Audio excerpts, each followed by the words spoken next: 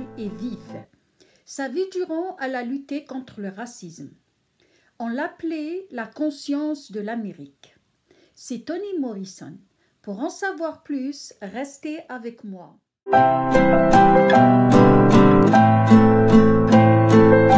Romancière, essayiste, critique littéraire, dramaturge, professeure de littérature, Toni Morrison est née en 1931 et décédée à New York en 2019. Elle passe son enfance à Lorraine, une ville habitée par diverses communautés. Elle découvre le communautarisme, mais ne va pas subir les violences racistes rapportées par ses parents et ses grands-parents. Par ailleurs, ses grands-parents maternels ont fui l'Alabama et le Kentucky à cause du climat ségrégationniste et du racisme pour s'installer en Ohio.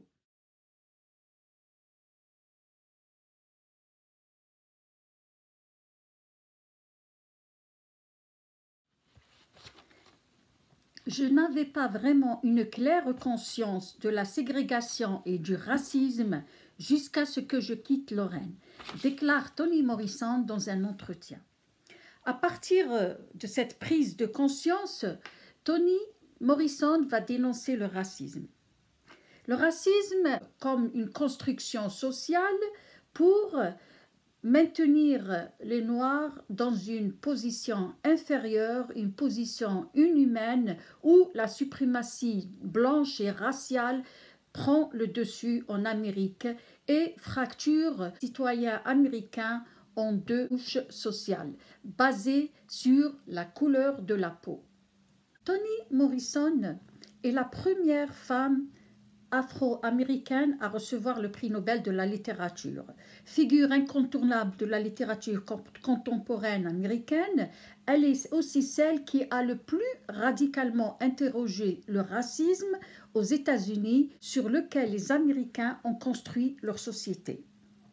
Toni Morrison a inlassablement raconté le crime originel de la société américaine.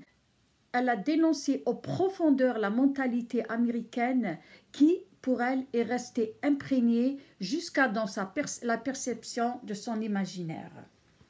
Ses œuvres racontent justement cette histoire effacée des pages officielles du peuple afro-américain.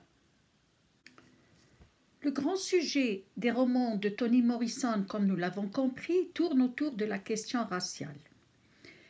Elle dénonce un état de fait qui persiste depuis des siècles et qui ne semble pas se décanter jusqu'à nos jours. Les derniers événements douloureux qui se passent actuellement aux États-Unis nous montrent un peu cette notion ou cette culture d'une ségrégation où l'Amérique a construit un apartheid basé sur la couleur de la peau et qui discrimine ses propres citoyens ou qui dresse une frontière ou une barrière entre deux classes sociales. Son premier roman, L'œil le plus bleu, est une œuvre nécessaire dans le processus d'écriture de Toni Morrison. Elle désirait raconter l'histoire ou l'enfance des petites filles noires et raconter toutes leurs souffrances du racisme. C'est un roman poignant tant il y a une intronisation de la souffrance de cette petite fille qui, son seul souhait est d'avoir les yeux bleus d'une petite fille blanche, synonyme de la blancheur et aussi synonyme de la beauté, puisque cette jeune fille, cette petite fille noire rejette tout ce qu'elle est, tout ce qu'elle représente, tant elle a la perception que c'est la couleur de sa peau qui est le motif des rejets, de la discrimination, de la violence qu'elle subit. C'est un roman plein d'émotions et de tragédies, donc qui raconte l'histoire de cette petite fille qui est exclue de la société à cause de la couleur de sa peau, de sa laideur, mais en même temps, Toni Morrison raconte l'intolérance et l'horreur de la société blanche qui, par le traitement qu'elle inflige à la communauté noire, elle les pousse vers des extrêmes comme l'alcoolisme et la haine de soi. C'est ce que ressent cette petite fille, la haine de soi. C'est aussi l'un des romans les plus controversés de Toni Morrison, puisque ça raconte la pédophilie, l'inceste et le racisme. Le deuxième roman de Toni Morrison s'intitule Le Chant de Salomon. Le Chant de Salomon est un retour aux sources de l'Odyssée du peuple noir américain. C'est l'histoire d'un jeune garçon, d'un jeune adolescent désabusé et rêveur qui va partir dans le sud à la recherche de supposés lingots d'or. Ce qu'il va découvrir en réalité, c'est le secret de ses origines.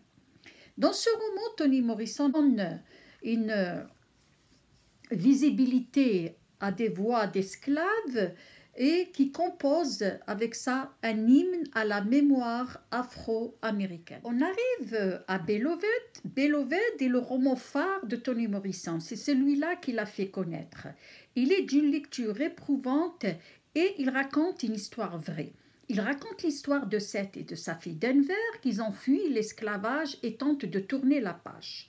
Or, un jour, une petite fille ou une jeune fille entre dans leur vie du nom de Beloved. Or, Beloved est le prénom de la petite fille de Seth.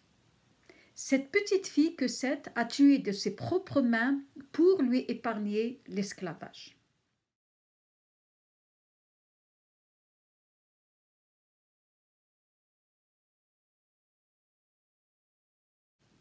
Puis, nous avons l'origine des autres.